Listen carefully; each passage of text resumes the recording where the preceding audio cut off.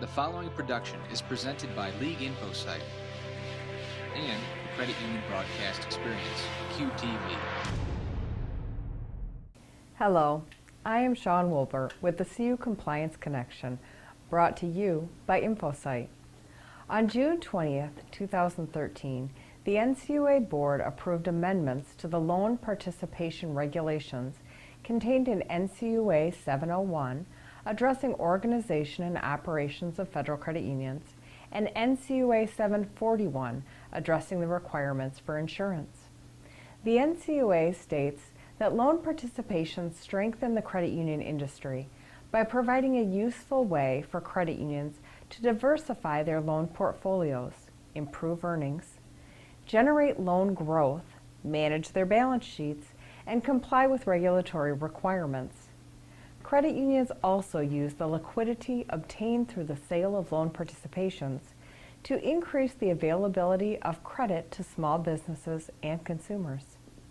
The new requirements have been introduced because the NCUA believes that loan participations pose an inherent risk to the National Credit Union Share Insurance Fund due to the interconnectedness between participants. The new amendments were adopted by the NCUA to clarify how the loan participation rule should be applied. The amendments to the loan participation rules include new definitions, changes for the purchase, sale, and pledge of eligible obligations, guidance for the purchase of assets and assumption of liabilities, and insurance requirements. One thing remains constant with all credit union loans: the borrower must be a member of the credit union. Loan participations are no different. With a loan participation, the borrower must be a member of one of the purchasing federal credit unions before the purchase is made. A federal credit union may not purchase a non-member loan to hold in its portfolio. The final rule revises the definitions for originating lender and loan participation to clarify that the originating lender must participate in the loan throughout the life of the loan. It also adds a new definition of associated borrower. The definition of an originating lender has been amended to clarify the requirement that a federally insured credit union may purchase a participation in a loan only from the participant with which the borrower originally or initially contracted for the loan. A credit union cannot participate its interest in a loan because it is not the originating lender. Similarly, a credit union that purchases a loan as an eligible obligation from a CUSO or another credit union cannot participate that loan to others because the credit union is not the original lender. The new rule revises the definition of a loan participation to clarify that the originating lender must participate in the loan throughout the life of the loan. An associated borrower is now included in the loan participation rule, which means that any borrower with a shared ownership or investment interest in a business or commercial endeavor with the borrower. This includes guarantors, co-signers, major stakeholders, owners, investors, affiliates, and other parties who have influence on the management, control, or operations of the borrower.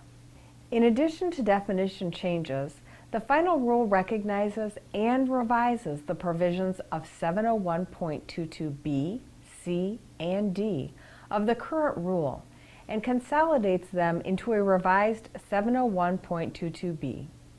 The new section provides that a federally insured credit union may only purchase a loan participation if the seller is an eligible organization and if the loan is one of the credit union is empowered to grant under applicable law and its own internal loan policies. This means that a credit union has the authority to make a loan under the Federal Credit Union Act, applicable state law, NCUA regulations, and its own bylaws and internal policies. Other requirements for purchasing a loan participation include adopting a written loan participation agreement, establishing the borrower's membership in the originating federally insured credit union, or one of the participating federally insured credit unions by the time the loan participation is purchased, and having and evidencing a continuing participation interest by the originating lender for the loan's duration. The new requirement for continuing participation interest in the loan has specific requirements that include the originating federally insured credit union must retain at least 10% of the outstanding balance of the loan through the life of the loan. Another originating lender's continuing interest must be at least 5%. Because the NCUA recognizes that one of the principal benefits of loan participation is greater loan portfolio diversification, the final rule permits a federally insured credit union to purchase a participation in a loan it is empowered to grant, even if it does not generally originate that type of loan, or if the loan is underwritten using standards other than those it uses when originating loans. It does not prevent a credit union from establishing different underwriting standards for loan participations than it uses when originating its own loans. The NCUA does emphasize that a federal credit union must establish prudent underwriting standards for loan participations and conduct appropriate due diligence before purchasing a loan participation. Such due diligence should be independently conducted by the purchasing credit union or outsourced to a qualified third party that is not otherwise affiliated with the loan. It is important to note that the NCUA has stated that a purchasing credit union may not rely on an originating lender's due diligence. The required loan participation agreement must be properly executed, be properly authorized by the federally insured credit union's board of directors, or, if the board has delegated in its policy, a designated committee or senior management official, be retained in the federally insured credit union's office, original or copies, include the following additional provisions. Identification of the specific loan participation or participations being purchased, either directly in the agreement or through a document which is incorporated by reference into the agreement prior to purchase, the interest that the originating lender will retain in the loan to be participated. As we discussed earlier, if the originating lender is a federal credit union, the retained interest must be at least 10% of the outstanding balance of the loan through the life of the loan. And if the originating lender is any other type of eligible organization, the retained interest must be at least 5% of the outstanding balance of the loan through the life of the loan, unless a higher percentage is required under state law. The location and custodian for the original loan documents, an explanation of the conditions for financial and other performance information about the loan so that it can be monitored, an explanation of the duties and responsibilities of the originating lender, servicer, and participants with respect to all aspects of the participation, including servicing, default, foreclosure, collection, and ongoing administration of the loan. And finally, the circumstances and conditions under which participants may replace the servicer. To mitigate the risk to the NCUSIF without discouraging continued growth, the NCUA instituted concentration limits for loan participations that are tied to net worth.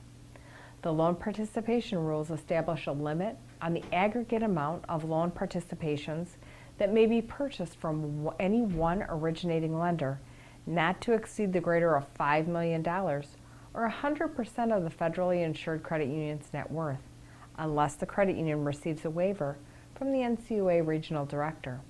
There are additional limits on the aggregate amount of loan participations that may be purchased with respect to a single borrower or a group of associated borrowers, not to exceed 15% of the federally insured credit union's net worth.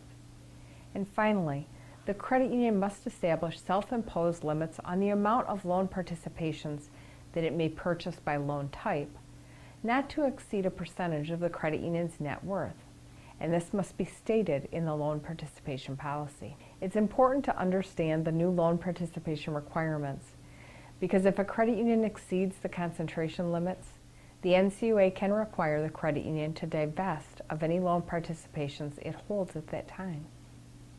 These changes will become effective September 23, 2013. Thank you for joining me at the CU Compliance Connection by InfoSight, only on Cube TV. Thanks for watching the #1 compliance program for the credit union community. Stay tuned.